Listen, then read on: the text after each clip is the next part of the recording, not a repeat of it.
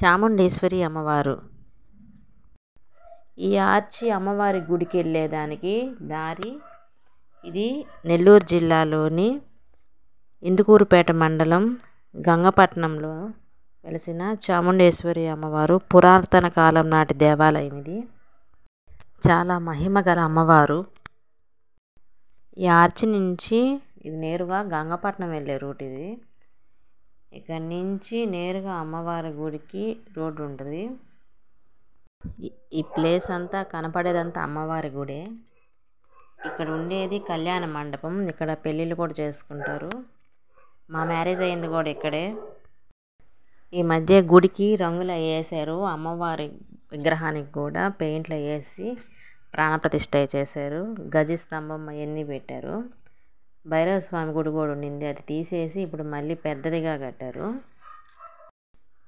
ఇక్కడ శుక్రవారం ఆదివారం పొంగళ్ళు బాగా పెట్టుకుంటారండి. మొక్కులు తీర్చుకునే వాళ్ళు పొటేళ్ళు అవన్నీ తెచ్చుకొని పోసుకుంటారు. పెళ్ళిళ్ళు కాకపోయినా పిల్లలు పుట్టకపోయినా అమ్మవారి కాడికి వెళ్ళి మొక్కుంటారు. మొక్కున్న వాళ్ళకి ఆ కోరికలు తీరంగానే వాళ్ళ మొక్కులు వచ్చి చెల్లించుకుంటారు. ఇక్కడ ఎప్పుడు పొంగళ్ళు పొట్టేళ్ళు మేకలు ఏ ఒకటి మొక్కుబడి చెల్లిస్తూనే ఉంటారండి. అంత సత్యం గల తల్లి. ఈ కనిపించేది అమ్మవారి గుడి. ఇక్కడే గజస్తంభం. ఈ గజస్తంభం అంతకుముందు ఉండింది, మళ్ళీ కొత్తగా పెట్టారు దీన్ని. ఈ గజస్తంభం పెట్టిన కాడ ఈ పక్కన ఇక్కడ భైరవ స్వామి గుడి ఉండింది చిన్నది, అది తీసేసి ఇప్పుడు పెద్దదిగా ఇదిగో ఇది భైరవ స్వామి గుడి కనిపించేదను ఇది కట్టారు. ఈ భైరవ స్వామి గుడి కొంచెం అప్పుడు గుడికి దగ్గరగా ఉండింది, చిన్న గుడిగా. ఇప్పుడు పెద్దదిగా కట్టారు. ఈ ప్లేస్కి కొంచెం ఈ పక్కనే కళ్యాణ మండపం ఉండింది. అప్పుడు అమ్మవారికి కళ్యాణం జరిపించేది అక్కడే ఆ కళ్యాణ మండపంలోనే మా పెళ్ళి కూడా జరిగింది.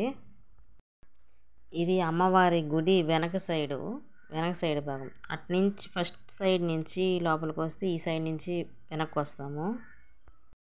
ఇక్కడ శుక్రవారం అన్నదానం కూడా జరుగుతుంది. మనం మన పేర్లు ఇచ్చేసి అన్నదానం కింద అమౌంట్ అని ఇచ్చేస్తే వాళ్ళు మొత్తం ప్రిపేర్ చేస్తారు. 2 నెలల జూన్లో ఇక్కడ తిరునాళ్ళు చేస్తారండి. మీరు ఎవరన్నా ఇప్పుడు చూడకపోతే వచ్చి చూడండి, అంత బాగుంటుంది తిరునాళ్ళ. ముందు రోజు అమ్మవారు ఊళ్ళోకి వస్తారు, తర్వాత రోజు పోతండి నైటు. భలే బాగుంటుంది, మీరు వెళ్ళి చూడండి చూడని వాళ్ళు. పోత అయిపోయిన తర్వాత మళ్ళీ మూడో రోజు సుడిమాన్ ఉందండి. సుడిమాన్ రోజు అయితే రథం తీసుకెళ్తారు. రథం మీద పూతను కట్టి పైన ఆ రథంతో పాటే ఎంతమంది వస్తారు గుడికి, జనం అందరూ ఆ రథంతో గుడికాడికి వెళ్తారు. రథం అంటే రథం కాదండి, ఇది టైరు బండి లాంటిది. దాని మీద కడతారు, దాని పెద్ద పెద్ద తాళ్ళు కట్టి దాన్ని లాక్కోపోతారు జనాలు. అలా లాక్కోపోయి గుడి దాకా లాక్కోపోతారు. అక్కడ టపాసులు కాల్చి సుడిమాన్ దగ్గర భలే చేస్తారు. ఆ సుడిమాన్ చూడటానికి ఎక్కడెక్కడ వాళ్ళంతా వస్తారు, భలే బాగుంటుంది. అదిగోండి అమ్మవారి గుడి ముందు పొంగళ్ళు పెట్టుకుంటా. ఎప్పుడు ఇలాగే ఉంటుంది. శుక్రవారం ఆదివారం, ఎవరికన్నా వారాలు కుదరకపోతే మంగళవారం, ఎప్పుడైనా ఆమెకి ఇలాగే ఏటలు జరుగుతూనే ఉంటాయి. అమ్మవారి పెట్టుకునే వాళ్ళు ఏదైనా రూమ్ కావాలనుకుంటే కనిపించాయనండి రూమ్లు. అవి కూడా ముందుగానే బుక్ చేసుకోవాలా, వచ్చి మాట్లాడి ఏమైనా ఎలక్ట్రిక్ సామాన్ ఏమైనా కావాలన్నా కూడా అన్నీ అక్కడే దొరుకుతాయి. కాకపోతే అవన్నీ ముందుగానే మాట్లాడుకోవాలి వచ్చి. మ్యారేజ్ చేసుకోవాలంటే కళ్యాణ మండపం కానీ అన్నీ ఉన్నాయండి. ఇది శివాలయం అండి కనపడేది. ఫస్ట్లో లేదు, ఇది రీసెంట్గా 2-3 సంవత్సరాల కిందట కట్టారు ఇక్కడ. ఫస్ట్లో అయితే అమ్మవారి గుడి ఉండింది, అమ్మవారి గుడి భైరవ స్వామి గుడి ఉండింది. ఈ శివాలయం మాత్రం రీసెంట్గా కట్టారు. ఇదిగో కనపడేది కోనేరు.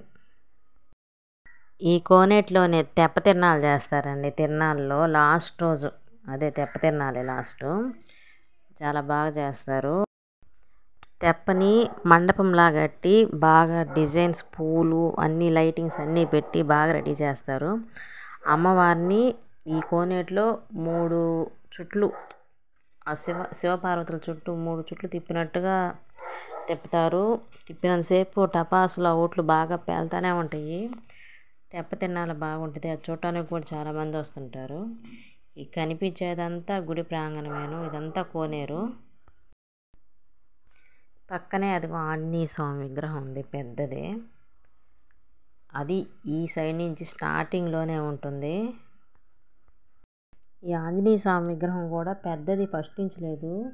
ఆంజనేయ స్వామి విగ్రహం కింద ఉంది చూడండి, చిన్న గుడిలాగా. దాంట్లో ఆంజనేయ స్వామి ఉండాడు చిన్నదిగా, తర్వాత పెద్ద విగ్రహం ఇలా పెట్టారు. ఇక నుంచి మళ్ళీ ఇది రూట్, దీని పక్క నుంచి ఉండేదంతా రోడ్డు. బస్సు అక్కడ మామూలుగా మనం ఎక్కమంటే ఇక్కడ దాకా తీసుకొచ్చి ఆపుతుంది. మీరు ఎవరైనా వెళ్ళకపోతే ఖచ్చితంగా వెళ్ళండి.